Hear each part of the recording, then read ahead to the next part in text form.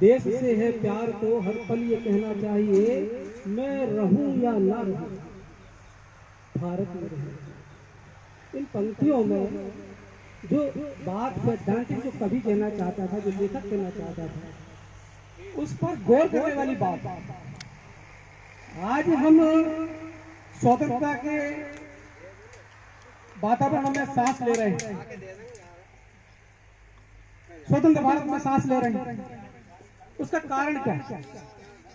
उसका कारण ये है कि जो हमारे पूर्वज जिन्होंने इसको देश को आजाद कराया और अपना बलिदान दिया, यदि वो ये सोच लेते कि यार भारत को स्वतंत्र कराना मुश्किल है, ईस्ट इंडिया कंपनी ने पूरे देश में कब्जा कर रखा है, भारत कैसे स्वतंत्र होगा, हम अपनी जानों की प्राणों की आहुति क्यों दें, ऐसा विचार उनके मन में आ सकता है। और ऐसा विचार यदि उनके मन में आता तो क्या हम आज स्वतंत्र भारत में स्वतंत्र हवा में सांस ले पाते? शायद नहीं।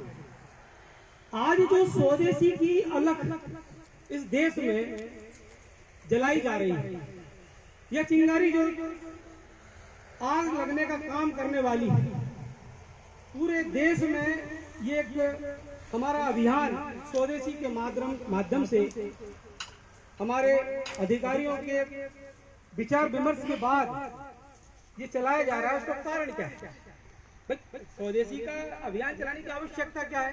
देश तो वैसे भी चल रहा है और चलेगा और चलता रहा है, तो ऐसा नहीं। उसमें विचार करने वाले बिंदु ऐसे हैं कि जैसे स्वदेशी, आज हमारे देश को स्वतंत्र हुए कई साल हो गए। हमारा देश सोने की चिड़िया था, ऐसा थोड़ी था कि सोने की चिड़िया होगा। सोने की चिड़िया से मतलब ये था कि हमारे देश में अन्न धन धान सभी की परिपूर्ण व्यवस्थाएं थी। किसी प्रकार से हमारा देश किसी दूसरे देश पर आश्रित नहीं था। हमारे देश से जहाज चलते थे, विदेशों में जिनका निर्यात होता था, विदेशी मुद्रा हमारे भारत में आती थी। ऐसा हमारे यहाँ लिखा हुआ है, लेखनियों में लिखा हुआ है और हमने पढ़ा, सब लोगों ने पढ़ा होगा, याद होगा। तो ऐसा ही ये विचार हमारे राष्ट्रऋषि दत्तोपंत ठेंगड़ी जी के मन में आए और उन्होंने हमारे देश में, हम इस देश को कैसे आत्मनिर्भर बना सकते हैं, हम इस देश को कैसे दुनिया की अग्नि पंक्ति में खड़ा कर सकते हैं, कैसे हम इस देश को कल पुर्जे या धन धान से हम कैसे इसको बड़ा बना सकते हैं। ऐसे उनके जो विचार मन में आते हैं, कई सैकड़ों किताबें लिखी और सैकड़ों किताबें लिखने के बाद उन्होंने, किताब लिखने का उद्देश्य ये नहीं था कि किताब लिख दी और संग्रहालय में रखा गई। भाई संग्रहालय में रखा गई तो उसको ज्ञान कौन लेगा, देखेगा कौन, विचार कौन करेगा?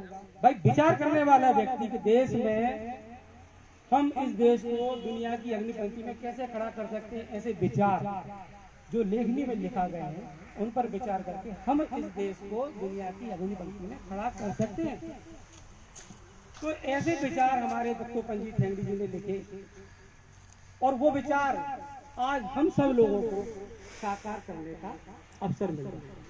हमें क्या करना है? कोई विशेष कार्य नहीं करना है, हमें सिर्फ इतना सा कार्य करना है कि जो हमारे देश में बनी हुई वस्तुएं हैं या हमारे देश में जो हमारे उद्योग धंधे जिनको बना रहे हैं, स्वदेशी कंपनियां जिनको निर्माण कर रही हैं, हमें अपने प्रतिदिन के जीवन में उनका उपयोग करना है।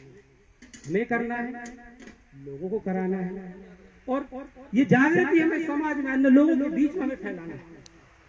इस जागृति का परिणाम क्या निकलेगा?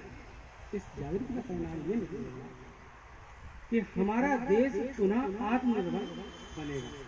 जब हम स्वदेशी वस्तुओं का उपयोग करेंगे, हमारा देश का पैसा हमारे देश में रहेगा, हमारे देश का पैसा हमारे देश में रहेगा, तो ये देश का पैसा हमारे देश के विकास में लगेगा। विदेशी कंपनी यहाँ का मार्जिन लेकर के बाहर ले जाएगी, वो बाहर देश में खर्च करेगी। अभी आपने देखा होगा कोरोना काल चल रहा है, कोरोना काल में जितनी भी भारतीय कंपनी थी उन्होंने लाखों रुपए करोड़ों रुपए दान किए किसके लिए? हम लोग।